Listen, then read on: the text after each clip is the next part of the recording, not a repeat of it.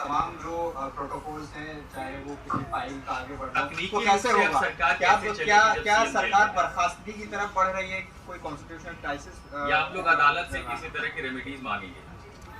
देखिए, सबसे पहले आप इस बात को समझिए कि लीगली और कॉन्स्टिट्यूशनली दो ही हमारे देश में संवैधानिक और कानूनी प्रावधान हैं इस बात से जुड़े हुए। सबसे पहले रिप्रेजेंटेशन ऑफ पीपल एक्ट ये कहता है कि अगर आपकी 2 साल से ज्यादा कन्विक्शन हो तो फिर आप एक जनप्रतिनिधि नहीं रह सकते हैं, चाहे आप विधायक हो चाहे आप सांसद। अरविंद केजरीवाल का कोई कन्विक्शन नहीं हुआ है। कन्विक्शन छोड़िए, आज तक अरविंद केजरीवाल चार्जशीट भी नहीं हुए, नंबर 1।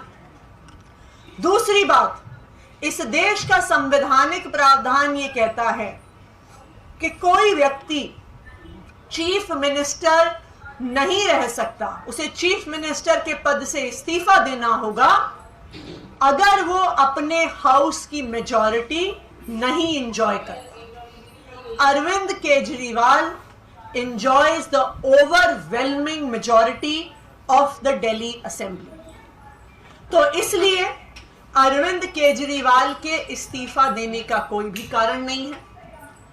अगर आज अरविंद केजरीवाल इस्तीफा दे देते हैं तो ये भारतीय जनता पार्टी के लिए एक बहुत सीधी और सरल एक एसओपी तैयार कर देती है, एक स्टैंडर्ड ऑपरेटिंग प्रोसीजर तैयार कर देता है। जिस तरह उन्होंने पिछले 8-9 साल में ऑपरेशन लोटस को एक स्टैंडर्ड फॉर्मूला बना लिया है, ये तो उससे भी आसान है। ईडी के माध्यम से prevention of money laundering act में हर विपक्ष के मुख्यमंत्री के ऊपर केस कर दो, उसके बाद उसे गिरफ्तार कर दो और फिर कहो कि संवैधानिक संकट पैदा हो गया है, इस्तीफा दो वरना हम राष्ट्रपति शासन लगाएंगे। इससे आसान तरीका भारतीय जनता पार्टी के पास विपक्ष की सरकारें गिराने का क्या है? दिल्ली में भी अरविंद केजरीवाल की गिरफ्तारी का यही असली कारण है।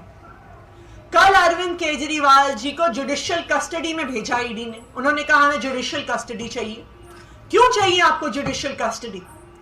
अरविंद केजरीवाल की गिरफ्तारी के समय ईडी ने कहा कि हम इन्हें गिरफ्तार कर रहे हैं क्योंकि हमें इनसे पूछताछ करनी है, क्योंकि हमने इतने समन्स भेजे और ये समन्स पर नहीं आए तो हम पूछताछ करने के लिए इन्हें गिरफ्तार कर रहे हैं। अब 11 दिन की पूछताछ हो गई, आपने जो जानना था आपने जान लिया। अब आपको अरविंद केजरीवाल को जेल में क्यों भेजना है? इसलिए भेजना है क्योंकि इस गिरफ्तारी के 2 ही मकसद थे। इस गिरफ्तारी का पहला मकसद था अरविंद केजरीवाल को चुनाव के दौरान कैंपेन करने से रोकना और दूसरा मकसद था कि दिल्ली की चुनी हुई सरकार, दिल्ली की चुनी हुई लोकप्रिय सरकार को गिरा देना, राष्ट्रपति शासन लगाना और फिर चोर दरवाजे से भारतीय जनता पार्टी की सरकार।